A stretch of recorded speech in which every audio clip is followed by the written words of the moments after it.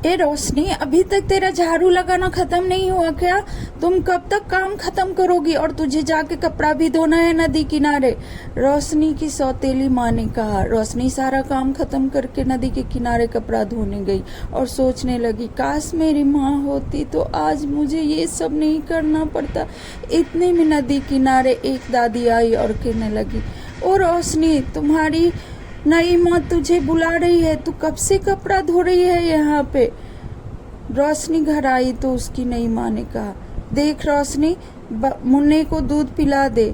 उसके पापा ने कहा, मुझे चाय बना के एक कप दे दो बेटा। रोशनी चाय बनाकर पिता को देने लगी। इतने में वह भूल गई कि उसे अपने भाई को दूध भी देना है। वो भागती हुई गई और अपने छोटे भाई को दूध देने के लिए गई तो देखा कि उसके छोटे भाई ने हाथ लगाकर सारा दूध नीचे गिरा दिया था और वो खेल रहा था। रोशनी सोचने लगी। इतने में उसकी माँ आई और कहने लगी, अरे कमबख्त, तुमने सारा दूध गिरा दिया और मेरे बेटे भूखा रह गया। और उसे बहुत मारने लगी। दर्द के मारे रोशनी परेशान थी और वह जाकर एक पेड़ के नीचे बैठ गई और कहने लगी, माँ तुम कहाँ चली गई? माँ, मुझे छोटी माँ बहुत तकलीफ देती है, मुझे बहुत मारती है। काश तू मुझे अपने पास बुला लेती माँ। इतने में उसे आवाज़ आई। ओ रोशनी, वह आवाज़ की तरफ देखने लगी। उसे लगा कि उसकी माँ पुकार रही है, लेकिन ये क्या, ये तो उसकी सौतेली माँ थी। अरे ओ रोशनी, गाय भूखा है, इसे खाना कब दोगी? इतने में रोशनी उठी और गाय के लिए चारा लेने चली गई। अरे कमबख्त, कब से ये गाय भूखा चिल्ला रही है? माँ, मैं अभी जाके ले आती हूँ।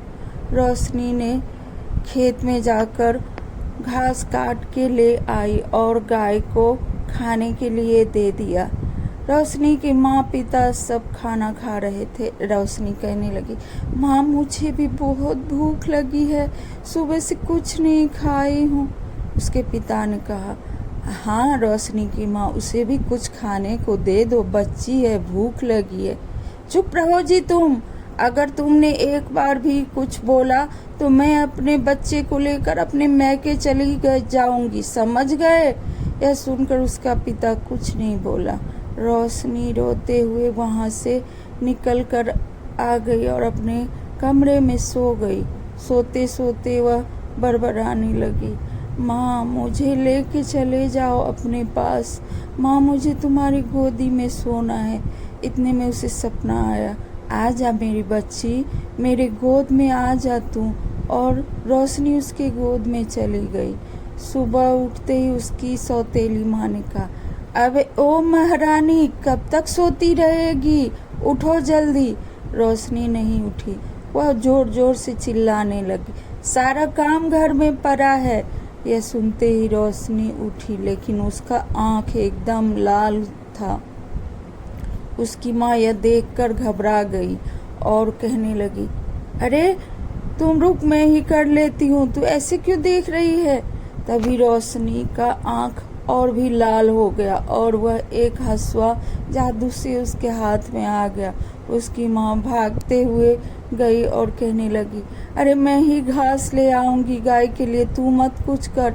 इतने में रोशनी एकदम गुस्से में हो गई और डंडा आके उसे बहुत मारने लगा। उसकी सौतेली माँ चिल्लाने लगी, देखा, जैसे तुमने मुझे तरपाया है उसे वैसे ही मैं भी तुम्हें तरपाऊंगी।